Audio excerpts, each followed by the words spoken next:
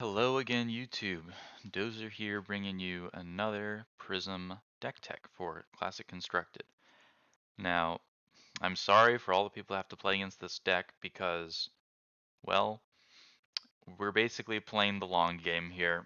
I've tried everything, tried going super aggressive, I've tried hybrid, I've tried mid-range, I've tried, aura heavy, I've tried everything. And honestly, Prism's cards are made to be defensive. And if we're not leaning into that identity, I feel like we're wasting the strength that Prism can offer us. And so let me show you what I've come up with so far. And I have to give a shout out to Dirty Moses here on the Discord because he really opened my eyes to this playstyle. And the crazy thing is, we're not changing that many cards. That we're not running anything really too crazy. We're just completely changing the mentality for how to approach matchups as Prism. So over here, got obviously we're playing Prism. Light Illusionist Hero can pay 2 resources, banish a card from Soul, create a Spectral Shield token. So these guys over here. They will take 1 damage for us whenever we would take damage, and we can attack with them as well. And we do that by using Luminaris. So Luminaris is a Light Illusionist weapon. You can attack for free with these auras or any other auras you control that are Illusionist auras, and they have attack values of 1. But if you have a yellow pitch in your pitch zone, then you can attack. All of them can go again, and also all of your illusions attacks can go again. So your phantasms work as well. For the rest of the equipment, I only run 4 pieces. I run Vestige, Footsteps, Glove, and Halo. So Null Rune and Halo Illumination. And the reason I only run these is because we are completely not reliant on Dreamweavers at all. We are leaning into the defensive combo aspect of Prism, and so Null Rune is going to be key for keeping our Prismatic Shield tokens alive, as well as letting us have an efficient outlet to spend our pitch against a chain and other arcane damage dealing classes. I do think Footsteps and Vestige are mandatory in this build, specifically because Vestige plus Halo is our late game insurance policy. Although you could use Tunic, you could use other things, but this is very explosive. And then Phantasmal Footsteps is great for block, and Null Rune. These help us use our pitch and get things out of our hand. So let's begin with the deck. So I run 1 Phantasmaclasm.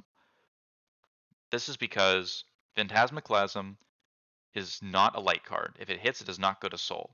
So we only need 1 copy because we will be recycling this in the late game. Phantasmaclasm lets us look at our opponent's hand, shuffle away a card we don't like, and it attacks for 9 damage as a 3-cost card. It's incredibly scary when it comes down at someone. So we run 1 copy of it as a late game haymaker that we can reuse.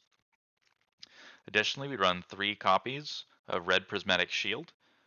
This card is easily one of the best cards in Prism. Comboed with the other auras, being able to go super wide with a bunch of Kodachis, effectively healing for 3. And if you can protect the shields, then you get constant value out of them over time. So very powerful card. Run 3 red prismatic shields. Then run 3 copies of Ode to Wrath. Not Ode to Wrath, sorry, Merciful Retribution.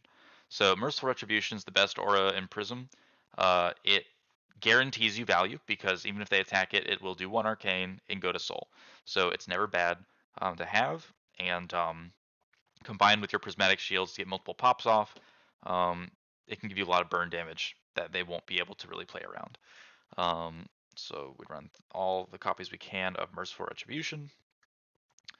Then we run 3 copies of Parable of Humility.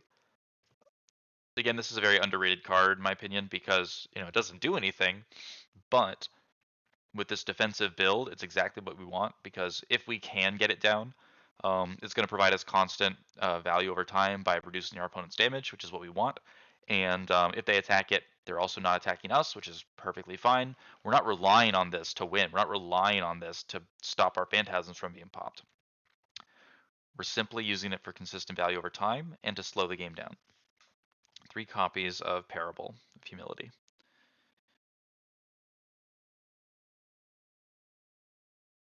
Then we run 3 copies of Yellow Glisten. The reason for this is Listen is our late game policy in a lot of matchups. It's flexible as a yellow pitch. You can use it for go again on your heralds, which we do run some of, in your spectral shields. We do have the ability to put it onto spectral shields or our other auras. So it's a very flexible way to, in the late game, start closing out the game, as well as versus other control decks. It's very difficult for them to deal with these because we can protect our spectral shields very well against them and build up a bigger and bigger turn every time. So I run the yellows. Put them here. 3, Tome of Divinity. This is the key card that will let us start winning the game in the late game. You pitch them early, and you order your deck to make sure that you get into a multiple tome turn in the late game. Once you've survived long enough to start turning the gas on, you can easily set up an 8-card hand combo with these cards, and doing so will let you, if not outright kill your opponent, put yourself in a position where you cannot lose. Well, I say that, but it's possible to lose, but very unlikely if you get that combo off. You are put in the winning position. 3, Arclight Sentinel. This card is expensive, but it's powerful. It's so powerful, in fact, that people have to run time skippers and time snap potions in their main boards and sideboards to be able to have a chance at beating Prism in late game. So, very powerful card. I would go as far as to say that it makes Prism as good as she is, and being able to pay 2 blues for this card while preserving a card in hand to bank on your next turn or to use is incredibly powerful. It's very good against Chain and Levia because it makes them have to start paying their blood debt, and against other decks it can just stop them outright. So it's very, very powerful, and is part of our late game combo as well. For insurance, I run 3 Celestial Cataclysm. It's a yellow that blocks for 3, and if we have a lot of cards in Soul, we can spend them for some damage. It's a good card. It's good in the Prism Mirror. It pops Phantasms, so it's a light card. It's kind of everything we want, so I run 3 of that. Although, as you'll see and understand, we're not really using it for being offensive. 3, Erudition. Obviously, Erudition's a great card for Prism. If it hits, it goes to our Soul and draws us 2 cards. We can give it go again with Luminaris by having a yellow pitch. And it has Dominate, so it's very tricky for our opponent to block this a lot of the time. Max out on Erudition, it's really good. Beyond that, I run, let's see here. Yeah, we'll do the Illusionist cards next. Yeah. So I run 3 blue Rebirth.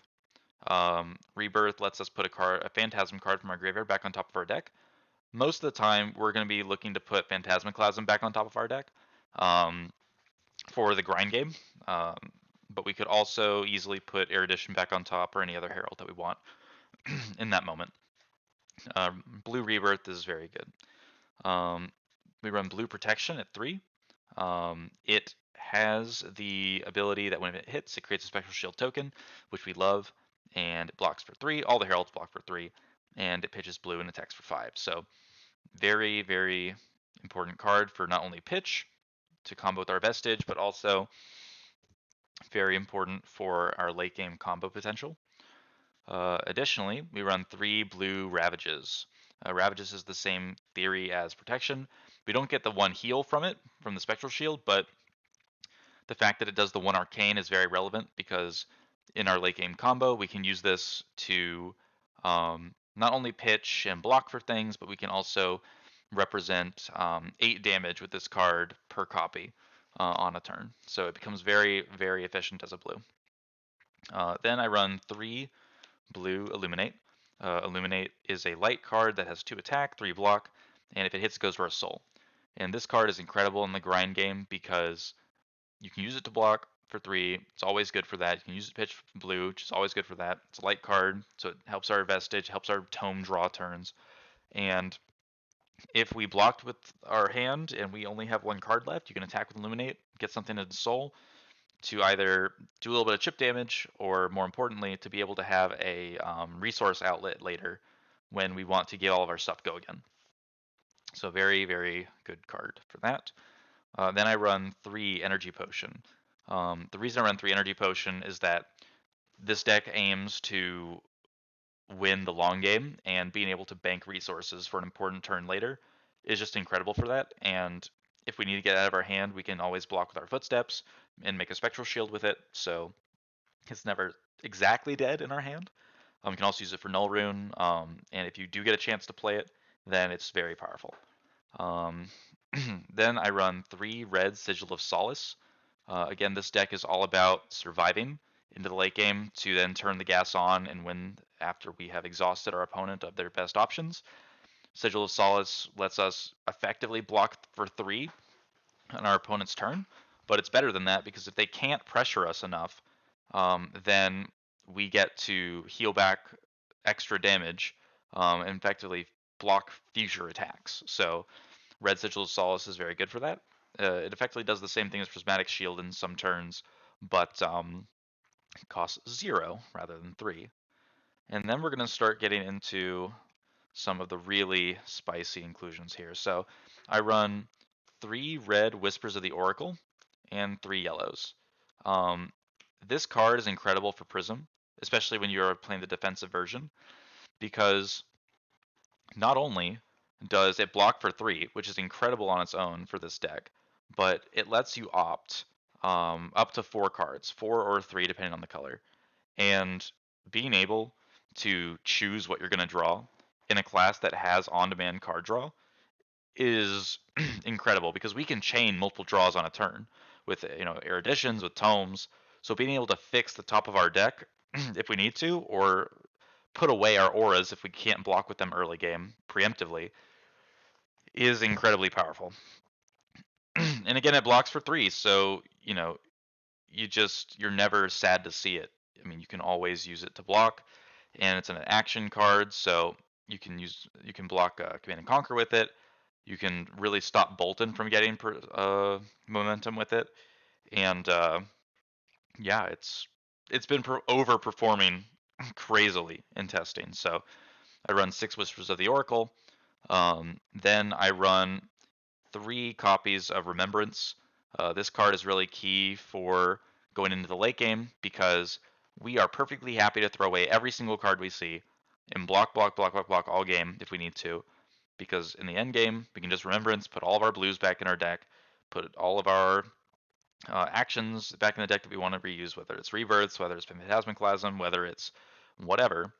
We can keep doing that, and then we'll be able to shuffle up our deck, fix our deck a little bit with pitch, and set up our Wombo combo turn. And to help us get there to the end game, we're going to run a metric crap ton of defense reacts. Obviously, we run Soul Shield. Soul Shield's an amazing card for Prism. It's extremely defensive, but it's very efficient. Helps turn on our Vestige if we need to. And it's just it's just an incredible card. We also run 6 Fate Foreseen, reds and yellows, and obviously we run sinks. So we'll run, red sinks and yellow sinks. You want to run the yellows because they block 3, and it's always a good number. And you also want to run the yellows because they are good for pitch. So they're flexible for Prism with the Luminaris, as well as being able to fix the top of your deck for your next turn, or fix your current hand so you can block more stuff. And if you Fate Foreseen into Sink Below, you can kind of choose what you draw, so it's even better.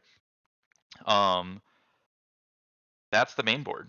I believe it's 65 cards or so. Let's see here. 1, 2, 3, 4, 5, 6, 7, 8.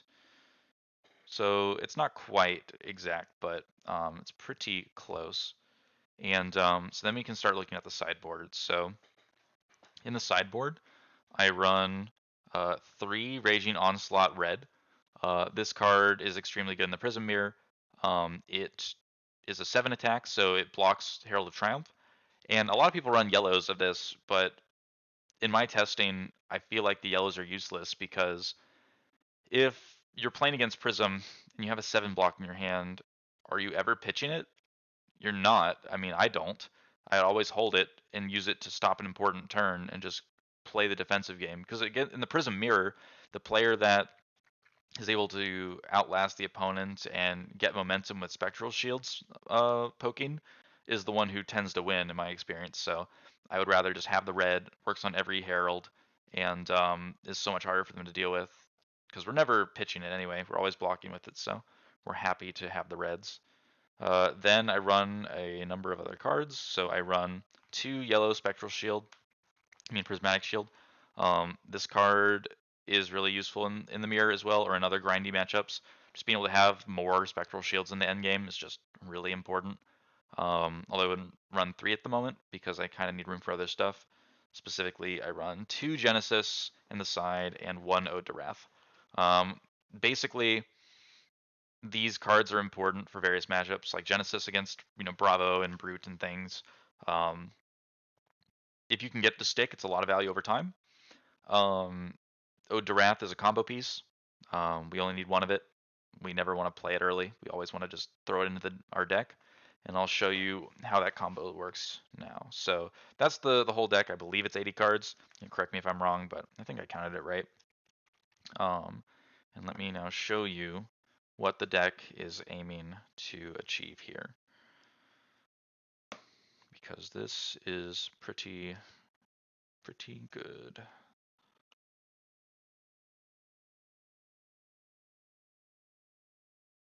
All of our heralds.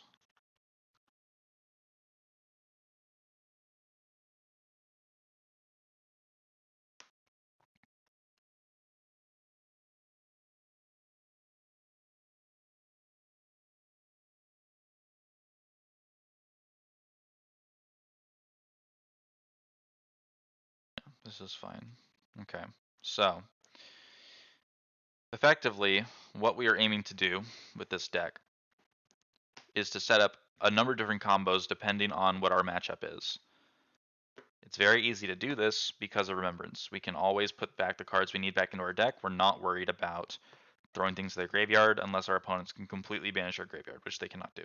So, at least currently. So, 1 Ode to Wrath, we'll get rid of all these guys. Over here, we don't need them. All the combo takes is 1 energy potion. You can have more, but 1 is all you need. Obviously, you have your Halo, and you have your Vestige. So, here is what we are going to do. First things first, you need to set up your pitch and your deck in order to have your Ode to Wraths or your Glistens. You could also do a Parable of Humility instead of Ode to Wrath, depending on how you want the combo to go. So you got your Glistens. You need 3 Tome for this to work, although you can do it with fewer tomes, but it's stronger with multiple. You only need 1 Arclight Sentinel, and then you just have every light blue. It doesn't have to be any specific ones. You can have any of your light blues. That's your Ravages, that's your Protections, that's your Rebirths, and your Illuminates. So that can be up to 12 cards there. And then you can also run 3 of your Erudition. So what you do, depending on the matchup again, is the following.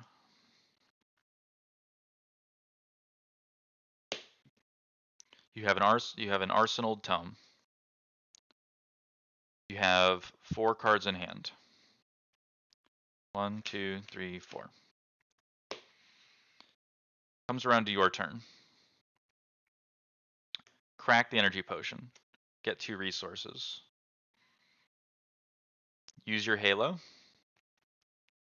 Put a card from your hand into Soul. It just needs to be any light card. So let's say it's a blue Illuminate. You draw a card. Now, with your 1 floating, any yellow that you pitch, or any blue, will work with your Tome in Arsenal. So you activate your Tome, and you pitch any card. So let's say it's a blue Illuminate.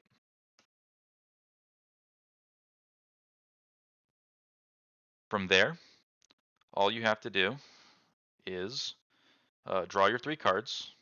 1, start separating them out here so it's easier to see. 2,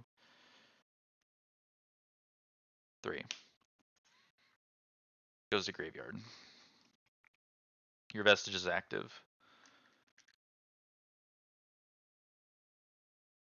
And now we've gained 1 extra resource from it. In fact, I'll track that with this other die here.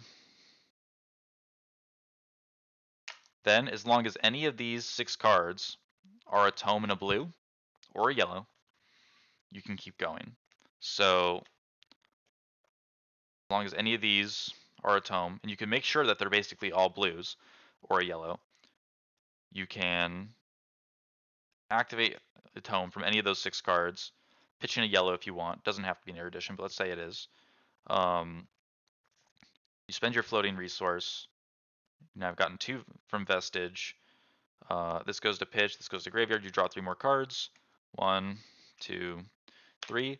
Now with any of these 7 cards or another tome, right? If any of these are a tome, you simply activate it, you pitch a blue, which you can again pretty much guarantee that you get, and draw 3 more cards. So then we'll go to a 8 card hand. 1, 2, 3. So now, I think I might have overcounted here, which is possible. Yeah, so you should only have 8 cards.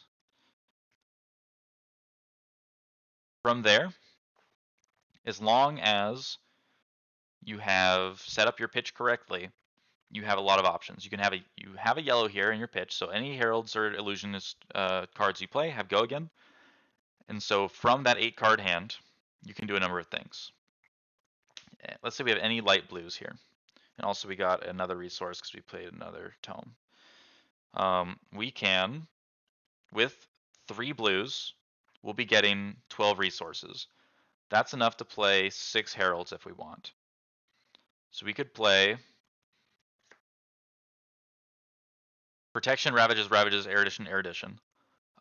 If any of the Eruditions hit, and again we can pop our Phantasmal Footsteps to get our action point back and still keep attacking. You can draw more cards and do more damage, and it's just gross. Alternatively, if you're not doing the Herald setup, if you order your pitch and set it up correctly, those 8 cards, and again you just need to have a couple blues lying around, you can instead do a Arclight Sentinel from 2 of your blues. You have 2 floating resources there. Then you have the ability to play 2 glistens and an aura. So let's say we played Parable here. You'd be able to play Parable with one of your blues, be able to make a Spectral Shield token with your 2 floating, and you'd still have enough resources left over to, with 1 blue, to pay for 2 glistens, which you can put onto either your Arclight Sentinel. You could put it onto your Parable or your Spectral Shield, depending on the matchup. Creating a 7 attack weapon. Everything's got go again, so you're able to deal 9 damage with this.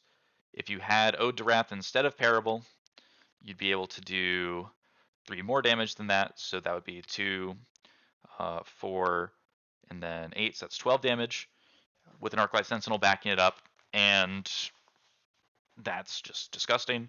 Again, it's 1, 2, 3, basically 4 more extra resources. So we're getting 7 resources out of our vestige on this turn, basically.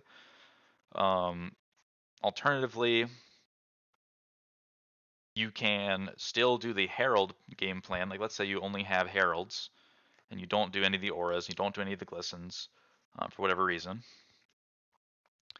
You can still, with a handful of heralds, blue heralds, with as long as you have 1 yellow pitch in the grave, and even if you don't have the yellow pitch, if you do Ode to Wrath, they all get go again anyway, so you don't even need a yellow. And from your 8 cards, you pay for 1 of these with like a blue, this guy here. Every 2 heralds is paid for by 1 blue. So that's 5 cards, and then you can have 1, So you could have another 2 Heralds. So that's 1, 2, 3, 4, 5, 6, 7, 8 cards. With Ode to Wrath, each of these is representing 8 damage because they each deal if they hit, they deal the extra 2. 1 from the Ode to Wrath, and then 1 from the Arcane, or 1 from the Shield, and then those each do an additional 1. So 5 plus 1 is 6, plus 2 is 8. 8, 8, 8, 8. That's 32 damage. And then you finished up with another 2. So it's 34 damage combo with all blue Heralds and 1 Ode to Wrath off of your tome. Alternatively, if any of these Heralds aren't Erudition, you can obviously just keep drawing and playing more stuff, which is disgusting. And obviously you can just pitch Illuminates blue as well. And you have a bunch of extra Heralds lying around, so you don't have to be very careful with how you play this out. It's just very free. Also, if you think that the Ode to Wrath is going to not work because they have a lot of 6 blockers, if they block you twice on your turn's over because your Footsteps only works once. So what you can do instead, and this is why we have Parable, you can save Parable instead. As long as you get a yellow into your pitch, all of them can go again, and you can fight through at least one more than 6 block, like the 9 blades of the Arclight, or whatever that card's called, and you can still attack for, 6 damage on each of these. So that's another 24 damage, if not you're drawing more, while setting up a big turn and a lot of shields. So, frankly, it's gross. It really is. You have so many options. You can do the wide Herald with the insurance from the Parable. If you're worried about them popping it, you can set up your pitch to do Glistens instead. And the Glistens are yellow, so you can use these as your pitch fodder, as well as your other auras. So it's really interchangeable and flexible. And as long as you have like the one Ode to Wrath to try and do like a super aggressive turn, like against a dash or something, or against someone else who's also going really turtly, as long as you have the blues, which you can get back from, again, playing your Remembrance,